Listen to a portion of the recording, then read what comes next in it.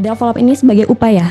Jadi upaya untuk tetap mempertahankan kelangsungan bisnis kita, gitu kan?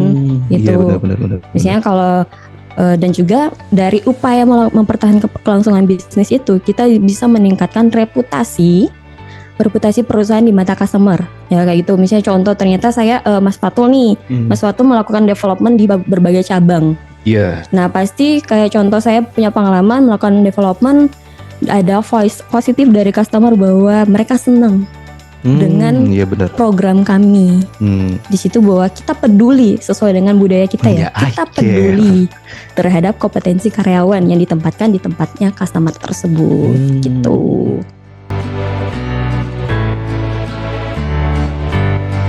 Selanjutnya yang menjadi development objektifnya apa sih? Nah, yang pertama yaitu meningkatkan keterampilan dan kompetensi karyawan. Ini seperti apa sih menurut Mas Fatulnya?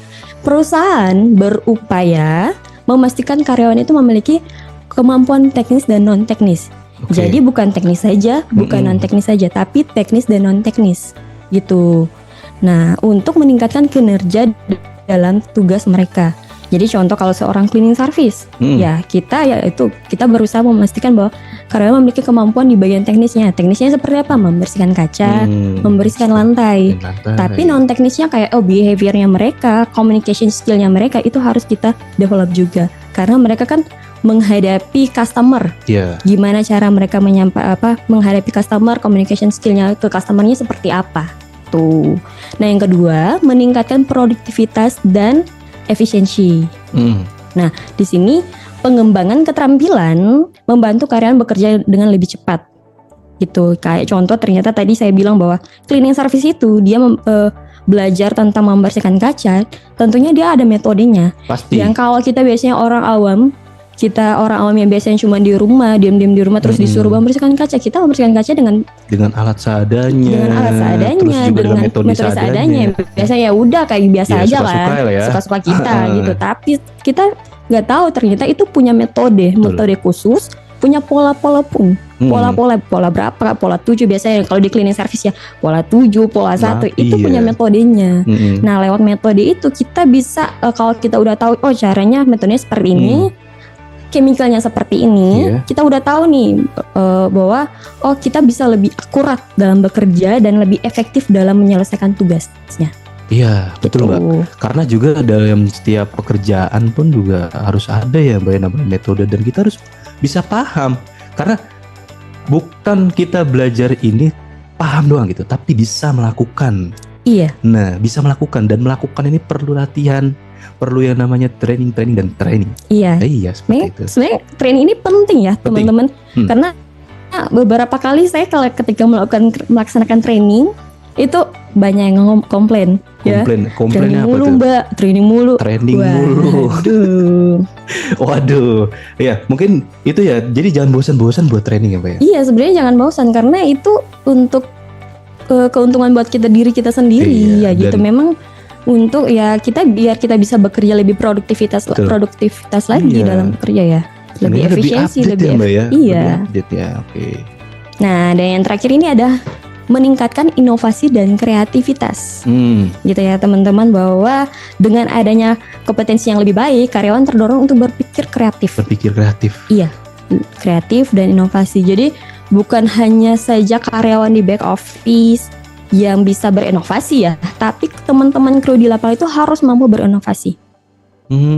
Harus mampu menciptakan solusi baru, ide-ide segar yang bermanfaat bagi perkembangan perusahaan. Contoh, ternyata dia sudah tahu nih, dia bisa mendapatkan metode yang baru nih dalam pekerjaan dia. Itu bisa diimplementasikan, bisa dibuat sebagai inovasi gitu. Berarti cocok. Nah, selanjutnya ini development itu butuh yang namanya development drive. Oh yes. Ya. Drive. Untuk development itu apa sih sebenarnya? Gitu ya. Drive development itu adalah motivasi atau dorongan. Nah, motivasi dan dorongan itu bisa dari internal dan eksternal. Iya, betul. Nah, kalau dari internal itu bisa berbentuk self motivation atau motivasi dari diri sendiri. Iya. Nah, itu bisa dorongan bagaimana dia bergerak untuk mengembangkan dirinya. Jadi dari diri sendiri kan nih. Awalnya dari diri sendiri ya. Aduh, dorongan internal cukup jelas ya, Mas. Itu bisa dari bakat dan minat. Itu sudah otomatis tanpa dari luar pun. Jadi mau disuruh enggak disuruh, dia tetap bisa menjalankan itu. Udah melekat itu Mbak. Dan juga ada yang kedua, yaitu eksternal. Eksternal? Iya, jadi kita nggak bisa dari internal saja, tapi kita butuh dari eksternal. Gitu. Nah, kalau dari eksternal bentuknya seperti apa? Nah, bentuknya bisa seperti reward atau punishment. Reward atau punishment? Iya. Nah, jadi reward itu adalah contoh keinginan. Keinginan kalau dia mencapai sesuatu, dia akan. Iya. Berarti ada stimulus dan actionnya juga, dan ada sesuatu nih yang akan didapatkan ketika dia mau melakukan seperti itu. Namanya dorongan kan? Dorongan ya, dari ada luar. Keinginan ya Mbak. Iya. Selain dari internal, berarti kita harus ada dorongan dari eksternal. Karena kalau cuma dorongan aja nggak mampu. Nggak mampu ya. Karena juga Mbak itu manusia serba terbatas gitu Mbak ya. Makanya butuh dari dorongan eksternal. Tapi juga kalau dorongan eksternal yang nggak ada, sama aja. Gitu kan, jadinya terpaksa. Iya, terpaksa juga. Gitu. Jadi memaksakan gitu Mbak, yang tadinya ya udahlah saya pengen ini, pengen itu, tapi nggak ada dorongan kedua belah pihak itu ya Mbak. Iya, gitu. Jadi, nah karir path ini menjadi sistemnya, yang menjadi salah satu contoh sistem yang kita satukan antara karir path dan development. Nah, sehingga development itu mempunyai motor penggerak. Bisa mempunyai motor penggerak. Jadi lewat karir path ini kita satukan dengan sistem development, biar orang mau karirnya naik, ya udah harus di develop dulu.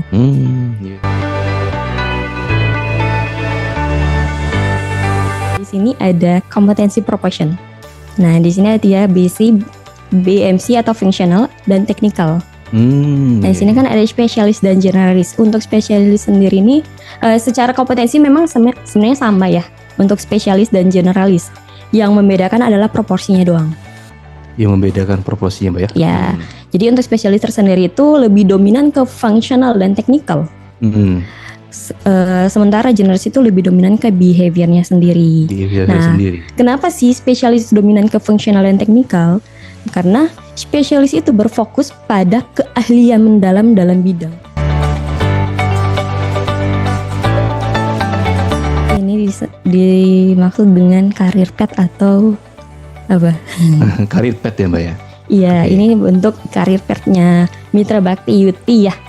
Nah, ini dalam development itu kalau tidak ada motif, yang tadi motifnya kan ada dua, internal dan eksternal. Eksternalnya motifnya itu reward, punishment. Karir path keluarnya ini. Nah, kalau tidak ada ini, tidak ada motif, itu tidak akan terarah. Makanya disusunlah karir path sendiri ini. Yang pertama otomatis supaya tim kita berusaha untuk mencapai titik-titik tertentu yang ada di sini. Jadi kalau dilihat itu ada tingkatannya, level tingkatannya. Itu ada senior, junior, juga ada junior master. Ya. Nah, ini yang dimaksud dengan program expert. Wow. Kalau dia udah di senior master pasti dia udah expert nih, udah ahli dalam bidangnya. Cukup ahli ya Mbak ya. Iya, gitu. Nah, yang kedua supaya terarah kalau developmentnya itu cleaning area-nya fokus di mastery cleaning ya. Itu kan kalau teman-teman lihat bahwa spesialis dan cleaning dan generalis. Kalau general spesialis mastery program, sementara generalis itu manajerial. Nah, jadi sehingga supaya development kita itu jangan kemana-mana. Ya, jadi lurus aja gitu Mbak. Iya, bukannya kita nggak menghargai. Memang kan ada beberapa yang mendevelop itu Nah, bukannya kita nggak menghargai orang yang mendevelop orang tersebut ya, karyawan tersebut. Tapi kalau terlalu lebar ya, itu ada kemungkinan dia nggak akan fokus di developmentnya. Nggak fokus, benar sih Mbak. Iya. Dan secara tidak langsung kita juga akan sulit mengutilisasi orangnya. Karena misalnya contoh ya, misalkan dia cleaning tapi dia dituntut untuk belajar juga di bagian maintenance AC. Wah, nyebrang itu Mbak. Nyebrangnya jauh banget itu. Nah, karena kita tahu bahwa kapasitas otaknya orang lain itu terbatas ya. Pasti. Nggak mungkin dia langsung dikasih sekalian semua. Harus belajar maintenance AC, kamu harus belajar tentang security. Ya nggak mungkin. Wow.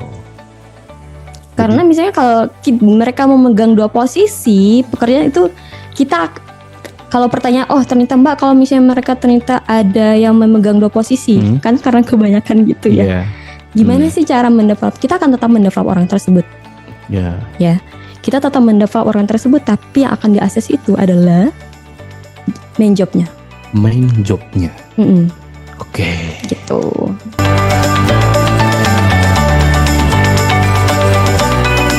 Nah, selanjutnya, ini karena kita bicara program expert ya Mas. Nah, kita fokusnya ke spesialis nih, ke kru. Ya, ini adalah contoh unit ya teman-teman, unit kompetensi yang ada di spesialis. Jadi bisa teman-teman bisa lihat untuk setiap levelnya nih, mastery. Kalau governance seperti apa, cleaning service seperti apa, contoh cleaningnya itu fokus di mana, dan karena yang di dominan tadi saya sudah jelaskan bahwa cleaning spesialis itu crew ya, yaitu cleaning service. Gardener itu lebih dominan ke technical. Nah, yang menjadi pembeda adalah technical kompetensinya. Sementara untuk fungsional sendiri dan behavior itu relatif sama. Itu kayak contoh kan kalau di situ, nah ini yang menjadi mastery program ya. Kalau misalnya junior spesialis kan dia untuk technicalnya mendapatkan perawatan taman, sama ya, perawatan taman. Fungsionalnya dia keselamatan kerja dan service standar. Sementara untuk behaviornya masih interpersonal skill, drive and integrity, customer focus, dan teamwork. Sementara dia nggak mungkin ya kita akan mendevelop orang ya dia masih junior. Tapi kita udah mendevelop, contohnya udah ternyata ada kategorinya. Udah ada kategori. Ternyata kita mendevelop dia tentang research metode. Wow. Kayak yang tadi saya bilang bahwa semua orang punya batas kapasitas otak yang terbatas loh. Jadi satu pelan-pelan gitu kita ya, developnya pelan-pelan. Kalau misalnya dia udah mampu di level pertama, ya kita akan mendevelop di level selanjutnya. Gitu. Jadi nggak asal ya Mbak ya, harus punya program yang dirancang khusus gitu loh. Iya. Harus sesuai dengan bidangnya, posisinya gitu. Jadi kita nggak boleh mendevelop secara melebar. Gitu.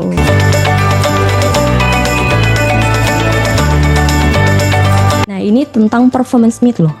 Nah ini adalah lebih ke balancing ya teman-teman. Balancing itu dimaksud untuk memastikan bahwa orang itu terdevelop, jangan sampai orang itu mendapatkan reward saja.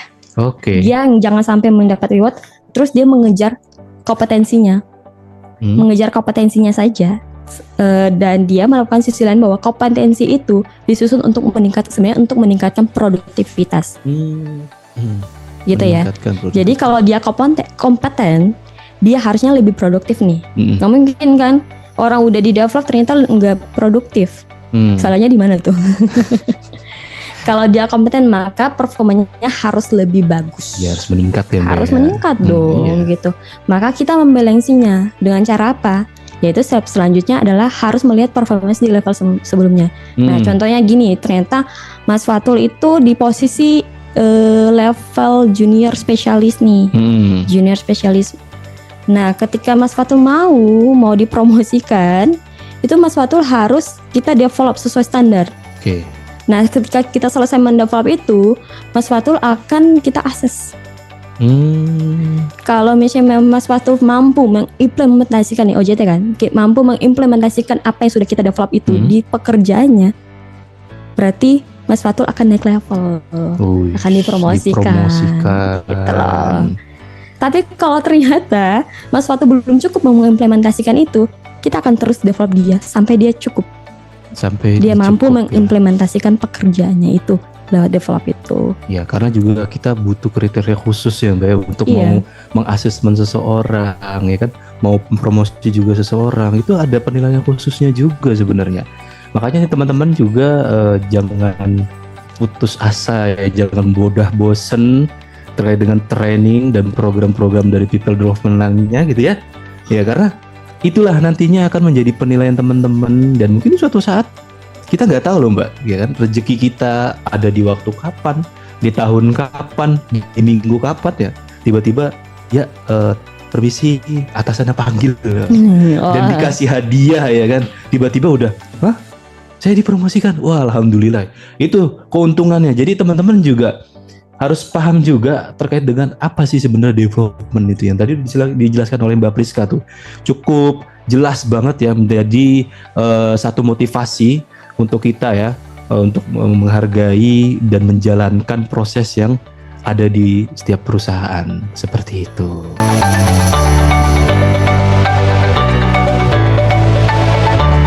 Nah, inilah program kami ya. Kalau yang ini kan program developmentnya dari trainee, OJT, assessment dan promosi. Kalau memang dalam yang tadi saya jelaskan ya Mas Fatul, kalau dalam OJT itu kayak ketika dia sudah trainee, sudah di develop, tapi dalam di masa OJT-nya, kalau dalam OJT-nya sudah memenuhi standar produktivitas dan standar kualitas pekerjaannya, dia akan di assessment. Gitu. Kalau ternyata di assessment itu oke, kita akan promosi. Pasti ya. Promosi. Pasti. Tapi kalau di assessment yang nggak oke, kita balik lagi. Di development lagi. Belajar itu lagi. Belajar lagi. Terus ya. Develop yang standar yang sama dengan level yang sama. Oke. Kadang juga itu ya, bertanya-tanya kenapa training lagi, training terus dengan materi yang sama. Dengan materi yang sama, training aja. Oh, ternyata mungkin di situ kita masih ada kekurangan seperti dan harus olah lagi supaya kita menjadi seorang expert ya, seorang ahli. Itu makanya gitu. namanya expertise gitu. Yeah. Nah, jika assessment oke, dia dipromosikan, naik level.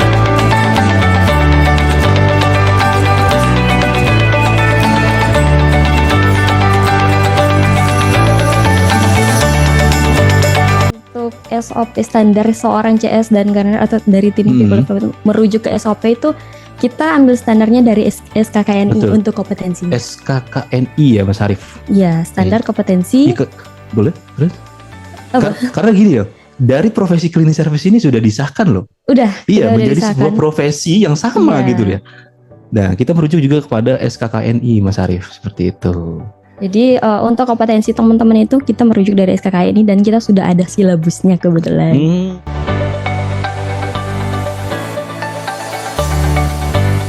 Untuk mengikuti Mitra Bakti Academy ini sebenarnya kita kan sudah menyebar flyer ya. Kita udah mensosialisasikan ke sekolah-sekolah. Jadi karena target kita itu teman-teman adik-adik ya, alumni SMK ya, SMK SMA pun bisa yang berminat. Jadi kita sudah mensosialisasikan itu dan target kita itu pertama di target ring 1 dulu. Ring 1 ya? Iya. Gitu. Setelah pertama ini dia sudah mengisi link pendaftaran, dia akan dilakukan tahap psikotes dulu ya. Seleksi psikotes. Ketika dia lolos di psikotes, kita akan melanjutkan ke tahap interview. Kayak gitu. Caranya seperti itu sih, simpel kayak kita mau daftar kerjaan, kerjaannya seperti itu aja gitu, nggak ada kesulitan. Nih pertanyaan keduanya dari Mas Kamilnya juga ada. Dan apakah ada biaya admin pendaftaran Mitra Bakti Academy kah Mbak? Ada nggak Mbak?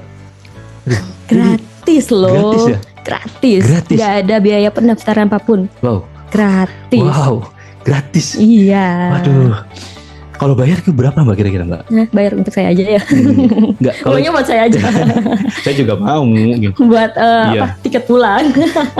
Berapa Mbak kira-kira kalau misalkan bayar itu Mbak? Wah, saya nggak tahu tuh. Berapa bisa? Pastinya kalau normal ya bisa 3 jutaan kali, nggak tahu. Ngapain kita bahas itu? Iya. Oh iya benar, gratis loh. Karena gratis, kita nggak ada mengut biaya apapun. Dapat apa Mbak kalau itu? Karena sebenarnya anak-anak ini akan mengikuti program tersebut, malah mereka akan mendapatkan fasilitas. Betul. Salah satunya kelas yang memadai. Betul. Satu. Makan ya. Makan siang, makan pagi. Iya, pasti itu didapat sama mereka. Terus juga dapat seragam gitu ya. Yang paling terutama, mereka akan mendapat kesempatan untuk berkarir di PT Mitra Bakti. Ini dia nih yang ditunggu-tunggu nih. Jadi Mitra Bakti Academy ini udah menjadi salah satu contoh gitu ya. Mudah-mudahan akan mewarnai di customer yang dengan dari groomingnya, greetingnya yang sudah kita latih gitu ya Mbak ya. Waduh, dilatih sama siapa Mas? Wah banyak kita dengan trainer-trainer yang cukup ahli di bidangnya kan. Oke.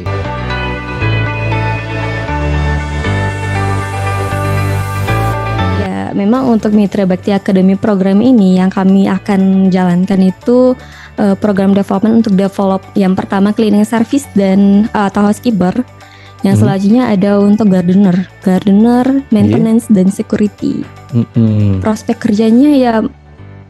Iya, nanti akan berkarir ya? Ya, mereka akan berkesempatan untuk berkarir di PT Mitra Bakti Yuti. Nah dari sini dari anak-anak akademi ini akan kita serap dan kita tempatkan ke customer. Insya Allah kita serap ya Mbak ya. Iya. Dan itu pasti. Ya mudah-mudahan customer kita makin banyak loh Mbak. Dengan adanya Mitra Bakti Academy ini karena mungkin kita akan selalu meningkatkan kualitas. Iya karena menurut saya programnya sangat bagus. Bukan merasakan bahwa saya mengikuti sebagai siswanya, tapi sebagai trainer, saya lihat bahwa teman-teman ini memang dilatih dari awal. Kalau karyawan-karyawan yang baru masuk kan mereka masuk tapi kayak langsung kerja, belum tahu pasti, langsung kerja tapi belum tahu dasarnya apa, basicnya apa. Sementara anak-anak ini, anak-anak ini udah dilatih, udah diajari dari awal. Dari basic-basicnya, basic peralatan, basic chemical itu udah diajarin. Setelah mereka masuk ke dunia pekerjaan di customer, mereka udah nggak diam aja. Makanya saya bilang mereka harus menjadi warna. Iya, udah siap tempur, Mbak. Siap. Iya, udah siap tempur.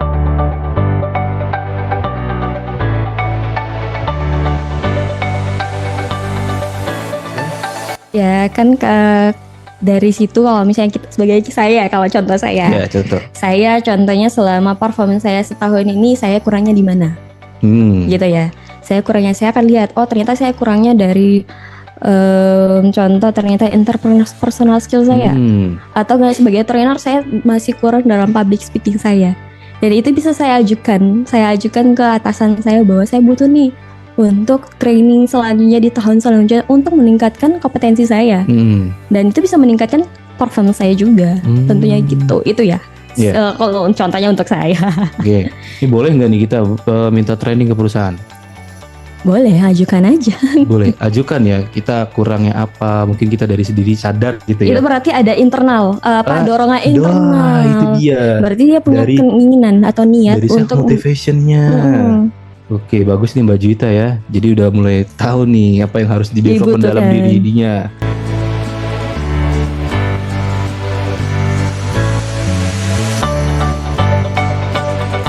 Menurut saya kalau kita bukan iming-iming reward ya, karena kita yang tadi saya bilang kita butuh ada development drive. Betul. Kalau misalnya kita cuman development drive-nya dari internal saja, tapi eksternalnya kayak ya semua orang itu kita aja menurut mereka training itu wajib tanpa iming-iming aja mereka nggak mau. Iya, jadi itu sebuah hadiah sebenarnya ya, hadiah terindah jika teman-teman nih melakukannya dengan serius. Iya, jadi bukan hanya sekedar iming-iming doang dari reward yang ada seperti itu.